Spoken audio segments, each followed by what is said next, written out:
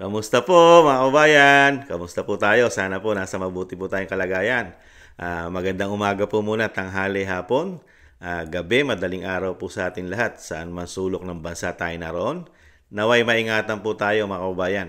Samahan niyo po ang inyong lingkod. Magkomentuhan po tayo. Komentuhan po natin yung napakaganda pong pahayag ni Atty. Vic sa talagang nangyayari po sa ating bansa. Yung kung paano po sila magtrabaho sa atin at kung paano po nila ilihis ang mga isyong napakalalaking isyu na napaka-importante lalo sa ating kapirahan at ang talamak na sinasabi po ni Atty. Vic na korupsyon po sa ating bansa na pilit po nilang pinagtatakpan ito dahil po dito sa mga Duterte. Ginagawa po nilang pantakip, Duterte, Vice President at ang dating Pangulong Duterte. At syempre po, pati po ang mga pambato.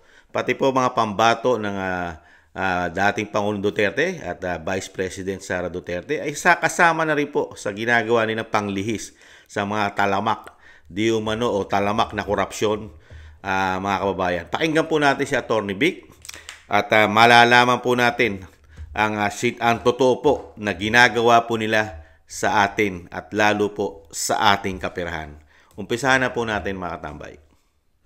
Po tayong magpadala diyan sa tinatawag nating deflection or diversionary tactic ng Malacanang para ilayo, ilihis ang mga usapin dito sa maanumalyang 2025 budget. Hindi rin po dito sa i-final na inciting to sedition, yung recommendation na sampahan ng kaso si Vice President Inday Sara Duterte, yung inciting to sedition at grave threat. Hindi po yan. Makikita niyo yung pattern eh. Yung pattern po ng panggagaslight, talagang nagsisinungaling at papalitan nila ng kanilang version. They're changing the narrative at pinapalabas pa nila ngayon na sila ang biktima. Sila yung api. Huwag po tayong magpapagaslight. Huwag po tayong magpapagaslight at yatangkilikin po na. Tama po yun di ba? Nakikita po natin sa mainstream media mga kabayan, di ba? Real talk. Di ba? Parang sila po ang inaapi. Sila pa ang pinagbabantaan. Di ba? Talagang totoo po yung sinasabi ni Atty. Vic. Real talk po. Pagdating po sa social media, mga attack dog nila, at sa halos lahat ng mainstream media, ang laman po ng balita ay lagi po nilang inililihis. Di po ba? Talagang pinalalabas nila, talagang ang mga Duterte ang nagbibigay po ng malaking problema at pagbabanta sa administrasyon, lalo po sa Pangulong Marcos. Ituloy po natin. Napakaganda po yun. Real talk po yun. Ang Duterte senatorial candidates, ang Duterte approved, ang Duterte certified senatorial candidates. Yun po ang ating usapin hindi po yung impeachment, diversion po yan.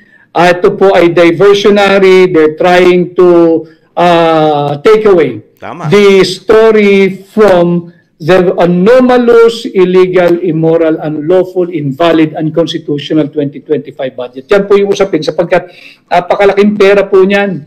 6.325 ang pera nating mga Pilipino, nasa laula po nila. Yan po yung katotohanan. Yung panggagaslight po ng administrasyon, they're trying to change the narrative.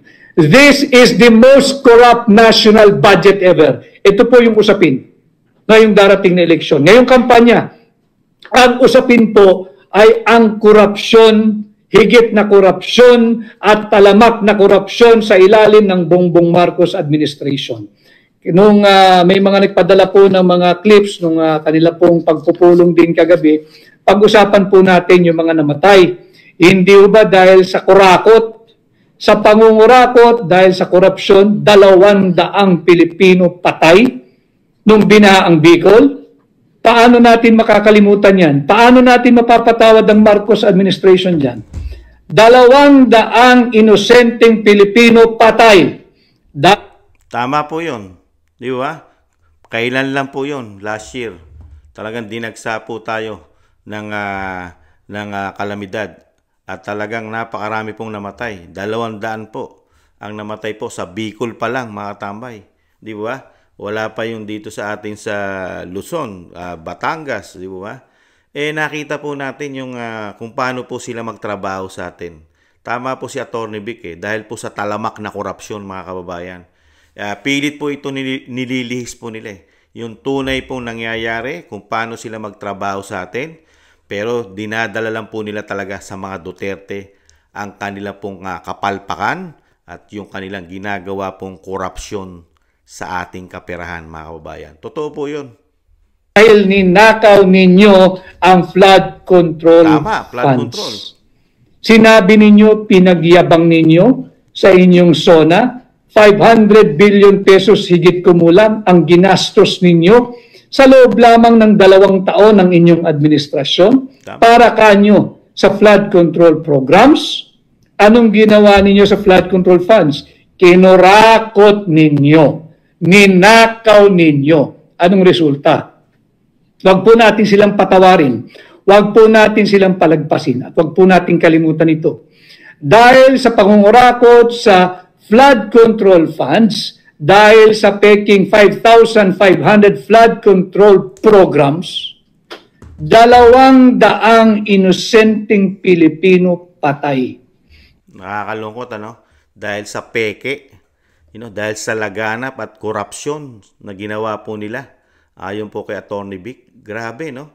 Mga kababayan natin na nagsakripisyo, 200 sa Bicol pa lang, namatay sa peke, puro peke. Ayon kay Atty. Vic na mga flood control, pinagmalaki nung SONA. Huwag po natin kalimutan yan, mga kababayan. Yung ginawa po nilang yan. Tapos ano po ang ginagawa po nila na sa atin ngayon? Dinadala po nila ang issue sa mga Duterte, lalo sa Vice President, impeachment, kaso. Pero yung mga pinaggagawa po nilang kapalpakan, yung kasalanan po nila sa taong bayan, pilit po nilang pinagtatakpan. Di po ba?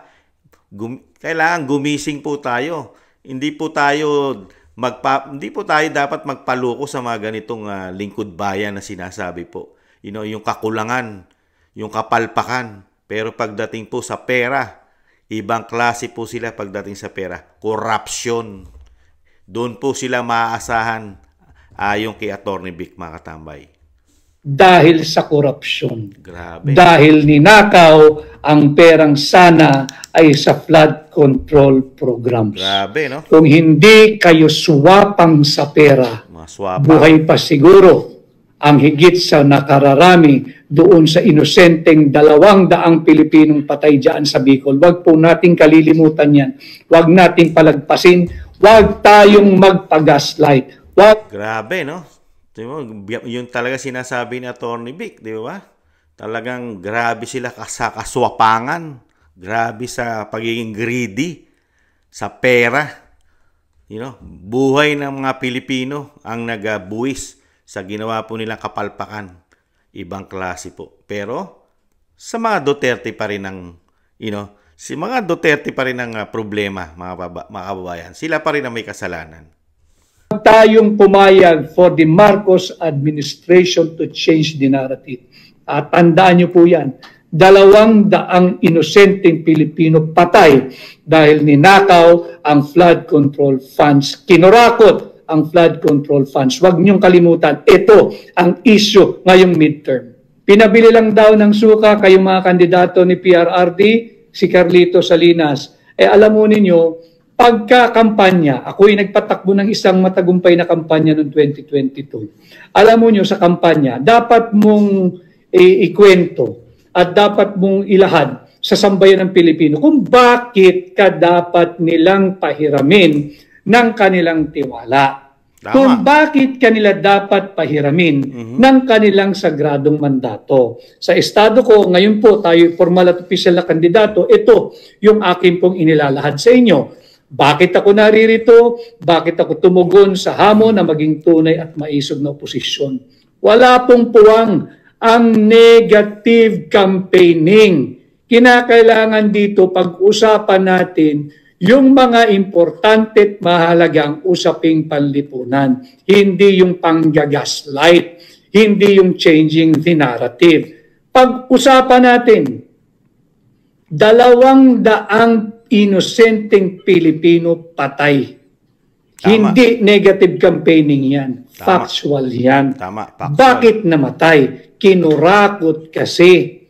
yung pondo para diyan sa flood control programs. Iyan ang pag-usapan natin. Pag-usapan din natin, mas marami hubang nabibili ang inyong 1,000 piso ngayon. Ngayong araw na to, ngayong mga kapanahunan na to, mas marami hubang nabibili ang 1,000 piso ninyo kumpara sa halaga ng 1,000 piso ninyo nung nakaraang 2 taon? Tingnan po nyo, pag-isipan ninyo. Yan ang ating pag-usap. Tama si Atty. Vic di ba? Ganun po katindi ang ginagawa po ng Bagong Pilipinas para po mailihis lang ang mga issue. Di ba?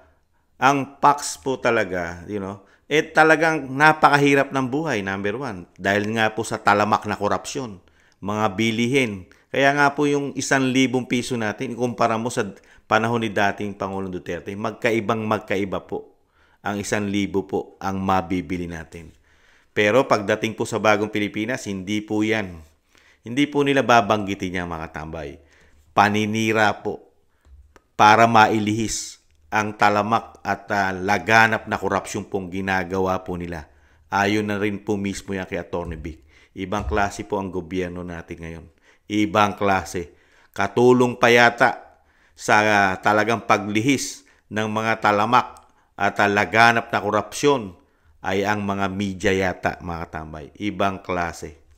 Inflation, corruption, unemployment, underemployment, criminality, droga. Tama. Yan ang pag-usapan natin. Laganap ang droga. Pag-usapan natin yan, higit po bang mas marami kayong napapamili sa inyong 1,000 piso ngayon kumpara sa dami ng inyong napapamili sa halagang 1,000 nung nakaraang taon? Tama. Palalimin pa ho natin, mas marami hubang nabibili ang 1,000 piso ninyo kung iahambing sa halagang 1,000 nung panahon na ang Pangulo ay si Pangulong Rodrigo Roa Duterte. Ito ho ang usapin, ang ekonomiya. Nasaan ang ating ekonomiya ngayon? Tama. Kaya nga itong budget mahalaga because the alpha and the omega of the corruption in our country ay nagmumula dito sa taunang budget. Tama. Kaya bilang senador ninyo, pakababantayan natin yan.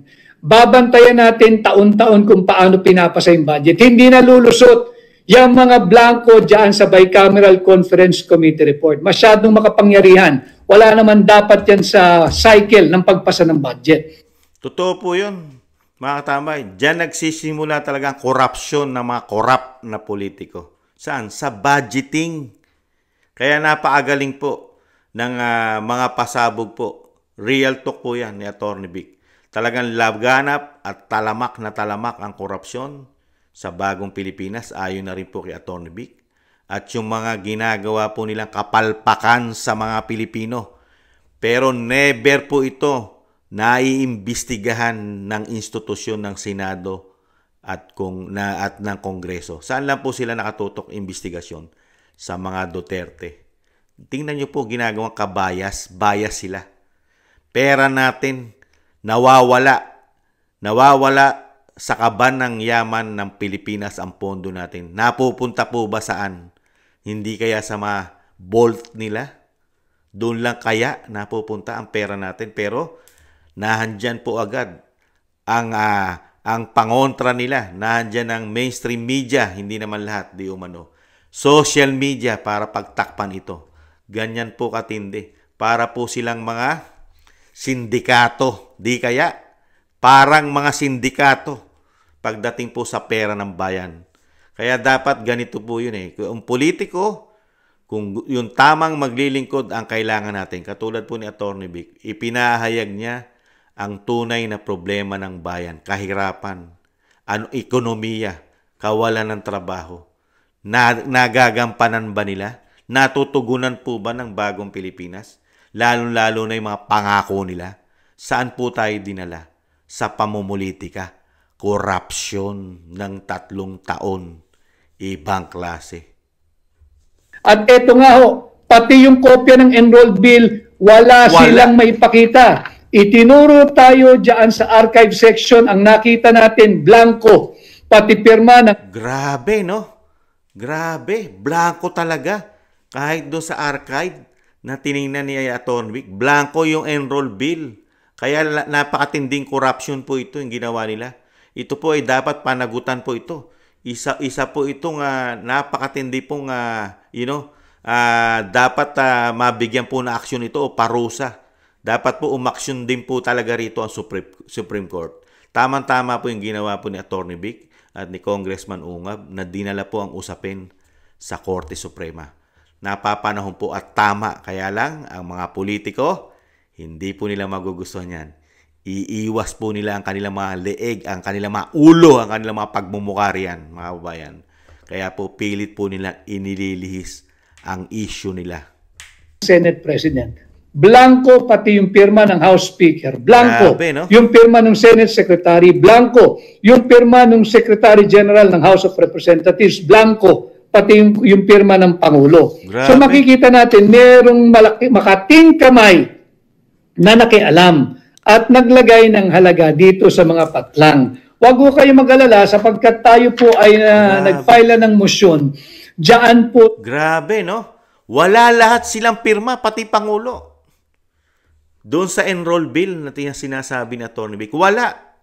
Pati Senate President, House of Speaker, ang tambaluslos na tinatawag ang Speaker. Matindi, no? At lahat po sila halos doon. Yung talagang sinasabi pong matitindi pong tinatawag po ng mga crocs. Di umano. Walang mga pirma. Pero hindi po papayag si Atty. Vic Rodriguez. Nag-apila na po sila. Nag-motion na po sila, mga tambay. Ibang klase po pagdating po sa sinasabi pong corruption. Sa Korte Suprema na subpinahan na, ipalabas na yung kopya ng enrolled bill bago na naman magkaroon ng milagro, himala o magic. Tama. Diyan sa mababang kapulungan. Tama. Sana ay ilabas na ng Korte Suprema yung subpina, ipag-utos na nila, ilabas yung original copy ng enrolled bill, Tama. ilabas yung kopya ng General Appropriations Bill, at ihambing natin ito dito sa final, official, approved, signed, ratified, and filed bicameral conference committee report kung saan nagpapakita 28 items blanco. Grabe. Ang total na halaga ay 241 billion pesos. Grabe. Yan ang tunay na usapin. Huwag po tayong papayag magpa-gaslight. Singilin natin ang Bongbong Marcos administration sa napakarami nilang kurakot at korupsyon. Ayan nga po mga kababayan. Yan, napakatindi, no?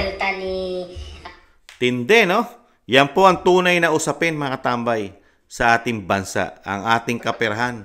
Talagang ninanakaw po nila, ayon po kay Atty. Vic, tunay na korupsyon na ginagawa po ng administrasyon po. At talagang magkakasabwat po yata sila, mga kababayan, pagdating po sa ganitong korupsyon. Magkakaisa po yata sila, magkakasundo po yata sila, mga kababayan. Nakita nyo po yung ginawa po nila doon sa enroll bill, yung sa ginawa po nila sa BICAM committee report nila. Mga blanco. Kaya pinalalabas po ni Atty. Vic yung sa GAB, di ba? Yung General Appropriation Bill, para po mapagbasihan po. Di ba? Dahil po doon po lahat yung ginawa po nilang napakaraming blanco at nilagyan po ng magic na numero na hindi bababa sa 241 billion pesos, mga tambay. Grabe. Pero pagdating sa mainstream media, sa institusyon ng Kamara at Senado, saan sila nakatutok? Sa impeachment. Nanganganib ang buhay ng Pangulo. Pero ang real talk, nanganganib sa kanila ang pera ng bayan. Sa kanila po nanganganib ang pera natin. Pero pagdating sa mainstream media, nanganganib sila sa mga Duterte. Pero ang ginagawa naman nila sa atin, taon-taon, ginagawa nila sa pagbabudget, pondo, ay nanganganib ang ating napakalalaking perang numero. Tingnan nyo, singit pa lang, blanco pa lang, 241 billion na, mga kababayan. Ibang klase po. Pero pagka nakita nyo pong magsalita, kala nyo pong kay gagaling, kay lilinis. Ang pinaka-kurap lang na sinasabi nila na kailangan i-impeach ang Vice President. Pero sila, grabe, proyekto, flood control, pinagmalaki. Buhay ng mga Pilipino, nagbuwis dahil sa ginawa po nilang laganap na korupsyon ayon kay Atty. Vic. Grabe, hindi na po naawa sa mga Pilipino. Mga nagsinungaling, mga proyektong gawa-gawa lang yata nila ang 5,500 flood control. Kaya pala wala po silang maipakita na mga proyektong flood control na napakaraming sinasabi. Walang investigasyon. Paano sila mag-iimbestigasyon? Magkakasabwat. Di umano. Magkakasabwat di umano Di po ba? Ang pamahalaan, ang institusyon ng Kamara at Senado yata magkakasabwat. Paano mag-iimbestiga? Magkakasabwat sa pera. Di po ba? Dahil doon pa lang po sa ginagawa nilang budgeting, magkakasabwat na po pala sila ayon kay Atty. Vic. Walang mga pirma doon sa enroll bill. Tapos pagdating doon sa gaan na naging gago, kompleto na. Kaya nga ipinagmamalaki pa ng Pangulo na wala siyang nakitang mga blanco. Pero wala rin naman siyang pirma. Doon sa sinasabing enroll bill na ginawa po ng institusyon ng Senado at Kamara. Ibang klase, no? Ibang klase pong bilugin ng bagong Pilipinas ang mga Pilipino. Buti na lang po, nahandyan po si Atty. Vic, si Congressman Ungab at ang dating Pangulong Duterte. Huwag po kayong tumigil. Huwag niyo pong tigilan, Atty. Vic, at nasa likod niyo po ang taong bayan dahil po sa ginagawa po nila. Wala po silang pagmamahal sa Pilipino. Buhay ng Pilipino, baliwala lang sa kanila dahil lang po sa sinasabing korupsyon o pera, pagiging greedy sa kapangyarihan at pera. Buhay ng Pilipino ang nagbubuwis dahil sa ginagawa nilang korupsyon at kapalpakan, mga kababayan. Ang totoong issue, tinatabunan po nila ang totoong issue na ginagawa po nila. Dinadala nila sa mga Duterte. Gising naman tayo dyan mga kababayan. Gising na gising po tayo sa ginagawa nila. Huwag po natin kalimutan, iboto po natin ang totoong maglilingkod sa ating bansa. Ang gagawa ng tama at may pagmamahal sa mga Pilipino. Kauna-unahan na po siyempre si Atty. Vic. Huwag po natin kalimutan si Atty. Vic, mga kababayan. Yan po at ang grupo po, kasama po si Atty. Vic sa grupo po ng PDP Laban, mga tambay. Kasama na po siya, si Atty. Vic, mga kababayan, ang grupo po. Kailangan po natin sila, mga kababayan. Hindi po natin kailangan ang mga sinasabi po ni Pangulong Marcos na walang bahid, napakalilinis ng kanyang mga kandidato, mga katambay. Ayan, bali na po sila ngayon, siyam. Dahil isinama na po at kasama na po si Atty. Vic.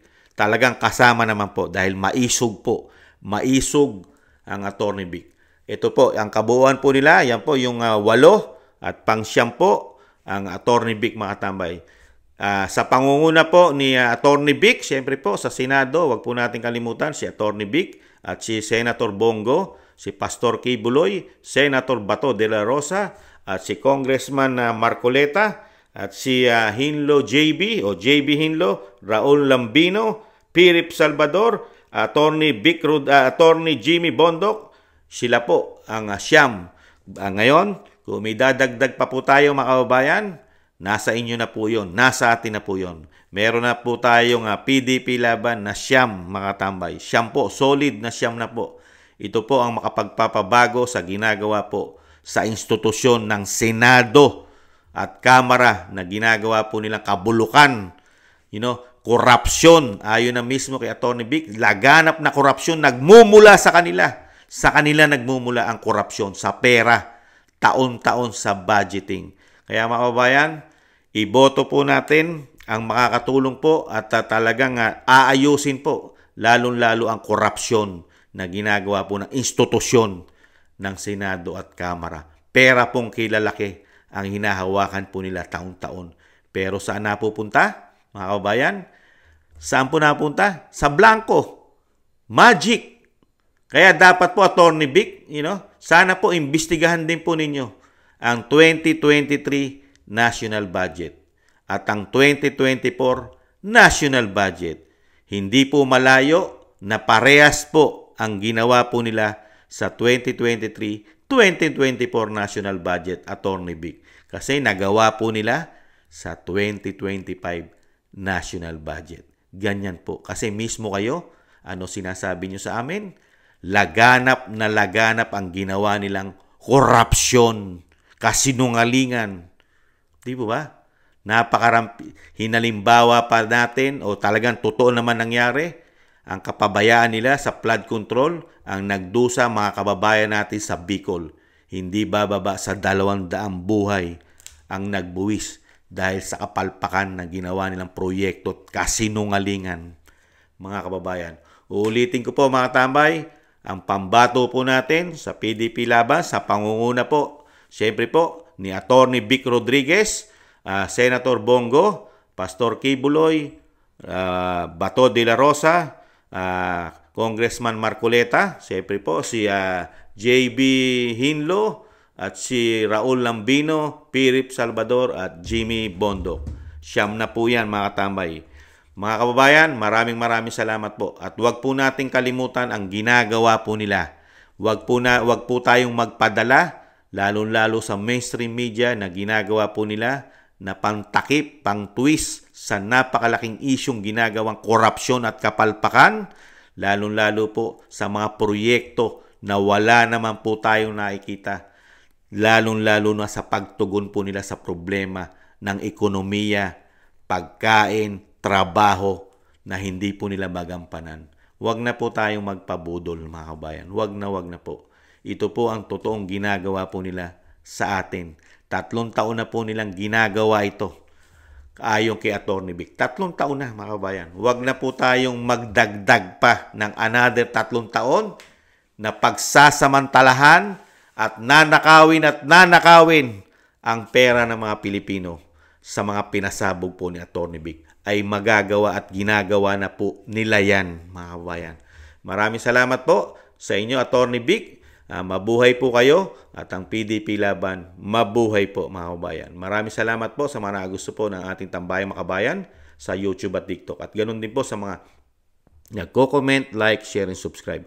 Maraming salamat po mga kabayan. Bumoto po tayo ng tama, maging matalino. Kung bayaran man tayo, pera natin yan, galing sa kabanayaman natin yan, kunin natin, pero iboto pa rin natin ng tama mga tambay. Yung totoong maglilingkod, hindi magnanakaw sa pera natin. Paalam, ingatan nawa, bye-bye.